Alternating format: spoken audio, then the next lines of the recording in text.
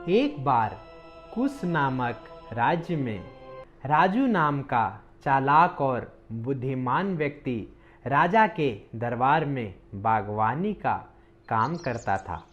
राजू दिन भर राजा के महल में बागवानी का काम करता था और शाम को घर चला जाता और अपनी बीवी बाल बच्चों के साथ जीवन बिताता था। राजा हर महीने राजू की काम की मजदूरी समय पर दे दिया करते थे।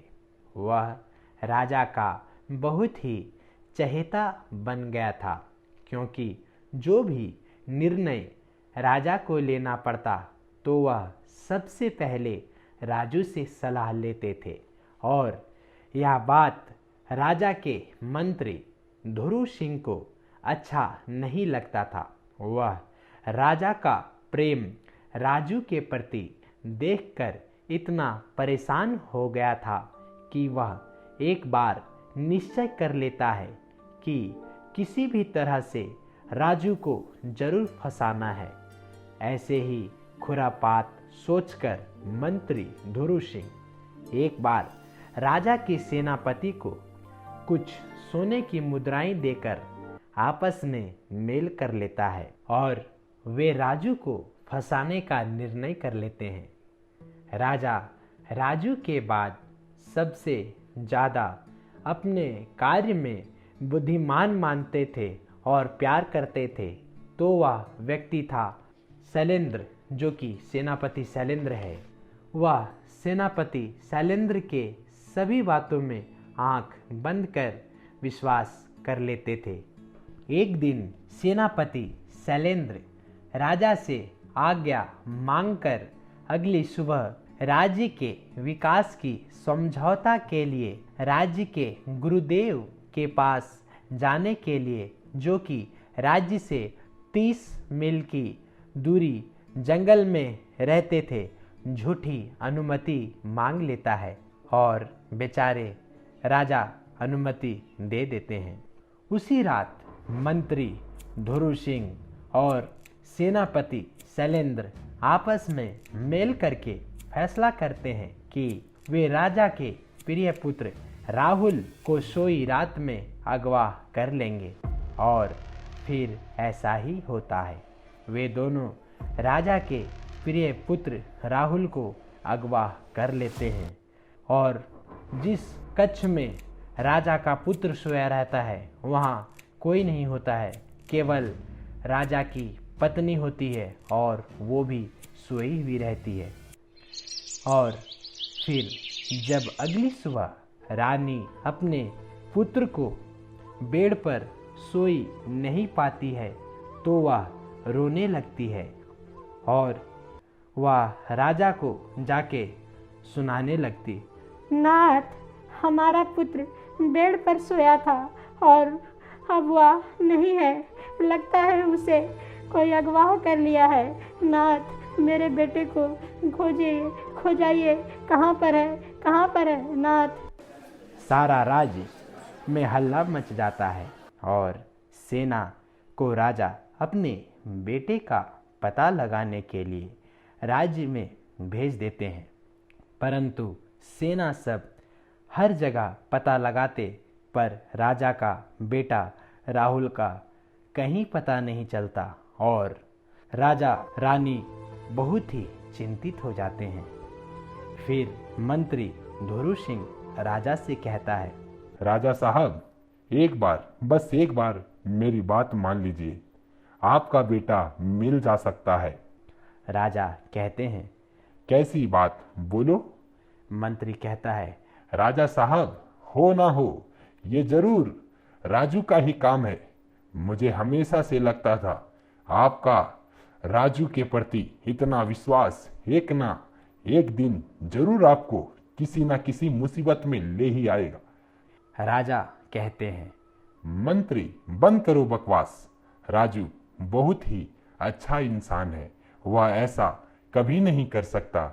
मंत्री धुरू सिंह कहता है, बस एक बार आप उसे तुरपुस के जंगल में भेज दीजिए, वह जरूर आपका बेटा को ढूंढ कर ले आएगा। तुरपुस एक बहुत ही खतरनाक जंगल था।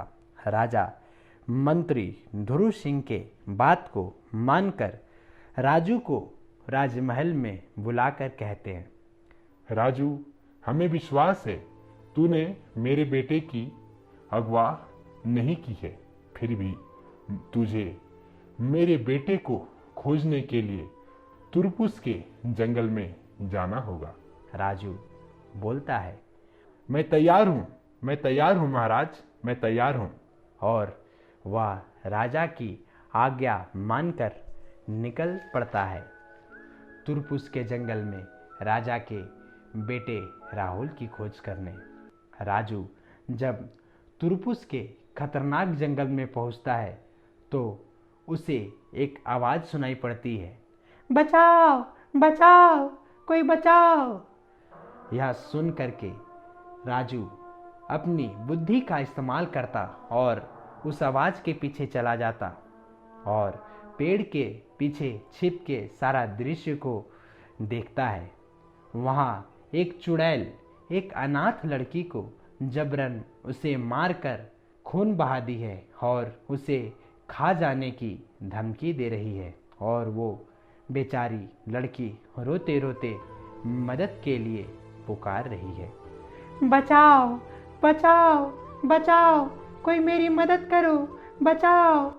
चुड़ैल जोर जोर से हंसने लगती है और वह कहती है,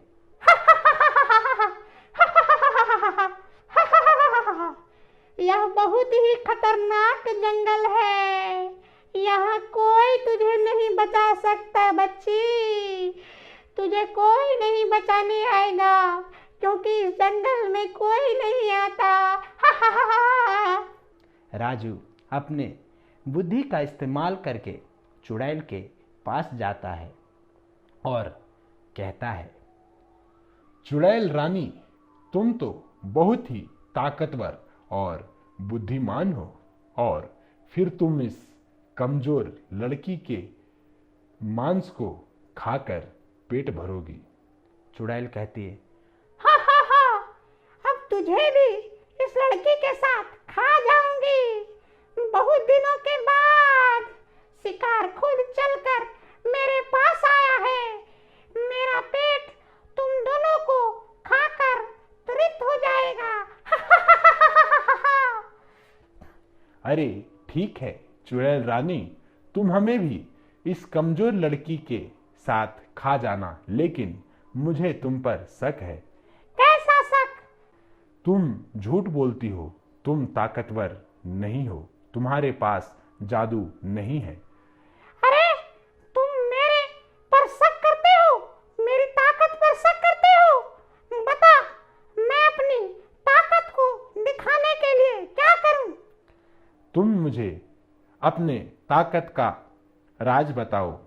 देखो, मैं अपनी ताकत से अपने रूप को छोटा कर लेती हूँ और फिर वापस जब तुम इस छड़ी को मुझ पर जादू डालोगे तो मैं वापस फिर इसी ताकतवर रूप में आ जाऊंगी। ठीक है चुड़ैल रानी। चुड़ैल तुरंत अपने रूप को छोटे में बदल और राजू तुरंत उस छड़ी को उठाता है और अपने पास रखता है। तब तक वह कमजोर लड़की कहती है, भैया भैया, इसे मत बड़ा करो, उस जादुई लकड़ी को तोड़ दो, तोड़ दो। और वह लड़की की बात मान लेता है और उस लकड़ी को तोड़ देता है। और जैसे ही उस जादुई लकड़ी को राजू तोड़ता है, चुड़ैल जल जाती है और वह चिल्लाने लगती है, मैं जल रही हूँ, मैं जल रही हूँ, मैं जल रही हूँ। और वह लड़की तुरंत एक बहुत ही खूबसूरत परी बन जाती है और वह राजू से बोलती है, भैया मैं एक परी हूँ। चुड़ैल ने छल से मुझे लड़की बनाकर मेरी सारी जादू इस लाठी में कर लिया था। मैं जानती हूँ तुम राजा के बेटे राहुल की खोज कर रहे हो। सुनो, सेनापति शैलेंद्र ने राहुल को रानी के कक्ष में से रात को चुरा लिया था। और वह सारा बात जो मंत्री ध्रुव सिंह और सेनापति शैलेंद्र ने राजू को फंसाने का षड्यंत्र रचे थे बता दी और वह गायब हो गई।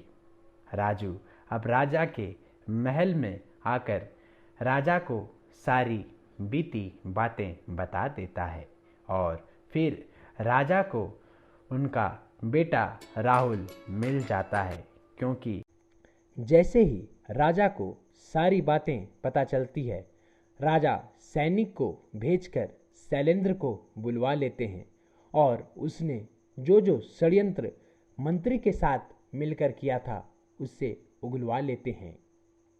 राजू के इस वफादारी से राजा उसे अपने राज्य का मंत्री नियुक्त कर देते हैं और मंत्री ध्रुव सिंह और सेनापति शैलेंद्र को राजा के प्रति गद्दारी के लिए हमेशा के लिए जेल में बंदी की आज्ञा दे देते हैं।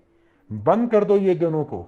ये दोनों ने एक राजा के साथ गद्दारी की है, एक निर्दोष व्यक्ति को फंसाने का कोशिश किया है।